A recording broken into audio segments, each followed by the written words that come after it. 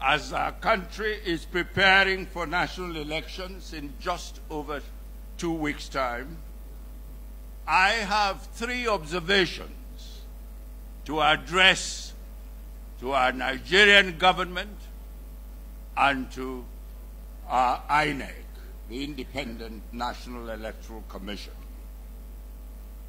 The first is that Nigeria's friends and the international community as a whole are watching the behavior of the federal government and its agencies, including especially the police, the army, and the other law enforcement instruments, to see how far they respect the country's constitution, the rule of law, and their inherent obligation to act impartially and fairly in playing their roles in respect of the elections.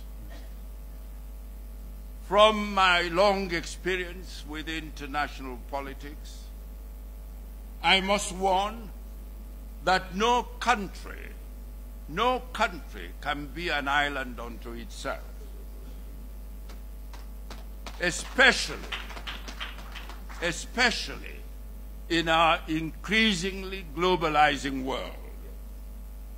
Therefore, our Nigerian government, like all other governments over the world, while of course guarding its sovereignty, should pay heed to the views of the international community. Otherwise, the country will return to the pariah status which it happily exited in 1999 when it once more embraced democracy. My second observation is directed to INEC.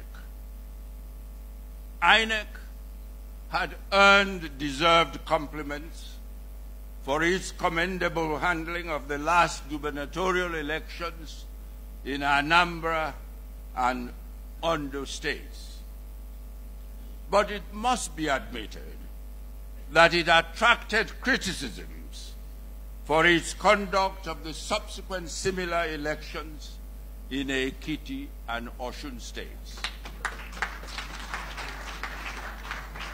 I urge INEC to remain aware of the fact that the credibility of the results of our forthcoming national elections will depend on the level of impartiality and transparency it demonstrates in ensuring that all aspects of the elections are free and fair, thereby making the results to truly represent the will of the Nigerian citizens.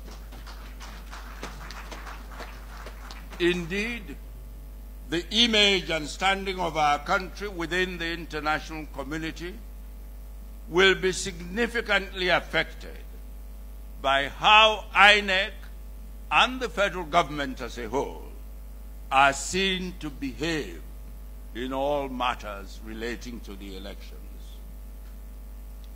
My third observation is on the current deplorable debasement of the sanctity of human life in our country.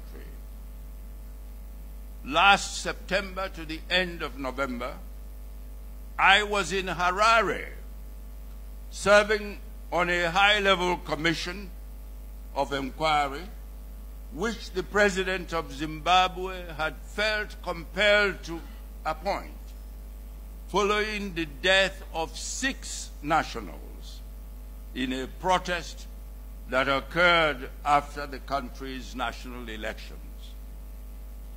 The death of 6 persons was considered a national tragedy, and that aroused deep concern throughout the country. But what happens here in our country, Nigeria? We hear and read virtually every day in the media of the killings of people in their 10s, their 20s, and sometimes even more than 20s. And the government and people seem not to be reacting commensurably to the situation.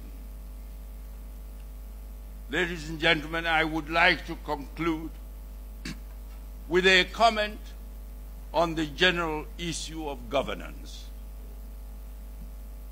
Judged by all the relevant indices, Nigeria today is clearly underperforming and lacking national cohesion as never before.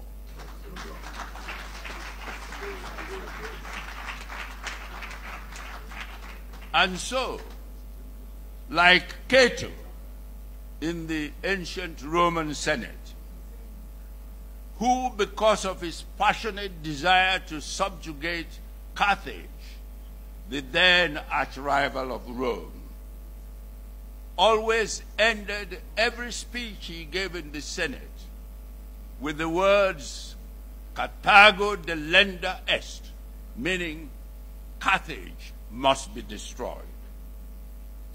I would like Cato, to end these my remarks by once again repeating the view that I have expressed on many occasions, namely that if our country is to succeed on the road to political stability and realization of its rich development potential, it must, by restructuring its present governance architecture,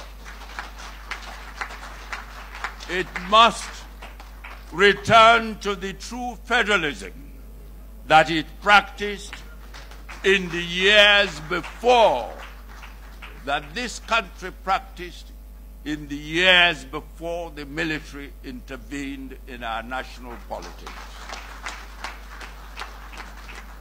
Thank you, ladies and gentlemen.